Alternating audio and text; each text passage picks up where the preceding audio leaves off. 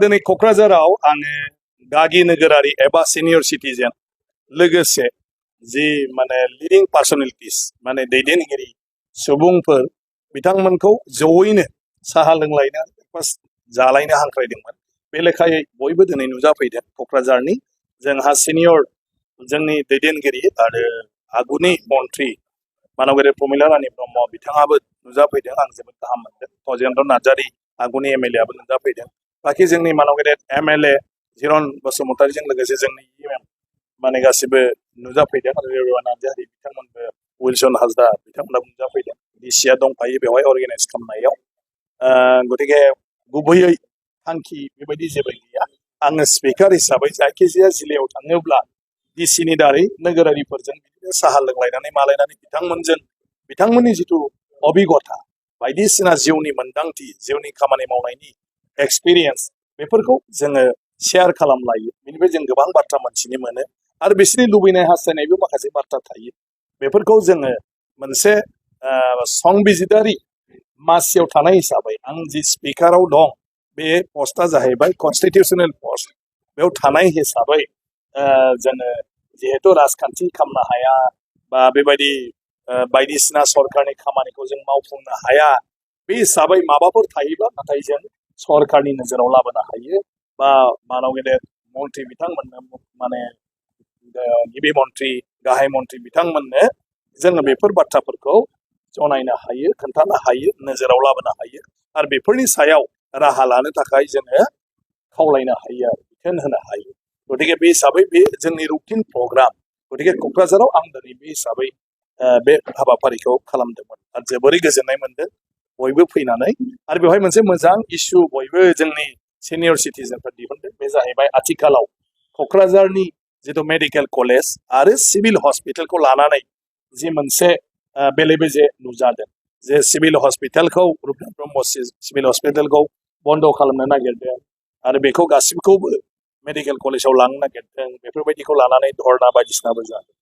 अदेबानि आं बयखौबो दिनै फोरमायदों जे बेनि गुबै जाहोना जाहैबाय क'क्राझारनि मेडिकेल कलेजखौ जों जेरैखि जायाबाबो माने स्वीकृति मोननांगौ, रिकगनेसन मोननांगौ आरो बेखौ मोननांगौब्ला मेडिकेल काउन्सिल अफ इन्डियानि मोनसे नर्म्स दं। बे नर्म्सआ जाहैबाय जे मोनसे मेडिकेल कलेज जानांगौबा बेवहाय 450निख्रुइ बांसिन बेवहाय माने बेमारिफोर बेवहाय थांनाय जानांगौ, बेमार नायजाहैनाय जानांगौ। मेडिकेल कलेजाव जोंहा गोबां गोरों गोरा डक्टर प्रफेसारफोर दं दा मेडिकेल कलेजखाय आरो प्रफेसारफ्रानो बयनिख्रुइबो रोंगौथि गोनां एसिस्टेन्ट प्रफेसारफोर दं।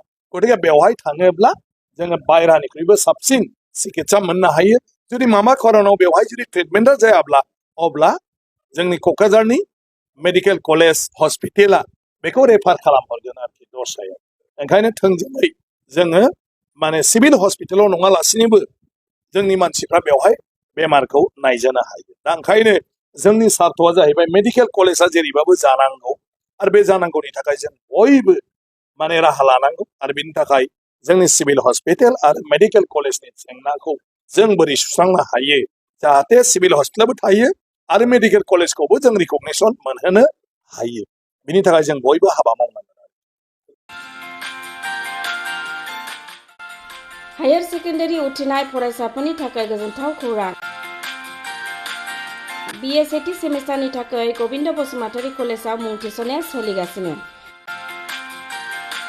गिबि मुं थिसननाय 100 फरायसाफोरनि थाखाय स्पेशल अफार आरो गुबुन गुबुन रोखोमनि बेसेन नाङै क्लासनि खाबु होनानै मुं थिसननायनि हाबाफारिया गबिन्द बसुमतारी कलेजाव सोलिगासिनो। फरायसाफ्रा गावनि गोसो बायदि साबजेक्टफोरखौ सायख'नानै लानो हागोन। लोगोसे basic computer class, self defence, spoken English class बायदि खाबुफोरखौ फरायसाफ्रा बेसेन नाङाजासे लानो हागोन। बे कलेजाव गासैबो फरायसाफोरनि थाखाय फ्रि बासनि सार्भिसनि राहा आरो बिजाब बाख्रिनिबो राहा दं। आरो बे खेबनिफ्राय भिउ सेन्टार अदेबानि एग्जाम सेन्टार महरै फरायसाफ्रा गबिन्द बसुमतारी कलेजावनो आनजाद होनो हागोन। गबिन्द बसुमतारी कलेजाव एसेल' बेसेनावनो मुं थिसननानै कलेजनि राहानि खाबुफोरखौ लानो हागोन। रोखायै मिथिनो थाखाय फारियै होनाय जानबुं नाम्बाराव कन्टेक्ट खालामनो हागोन।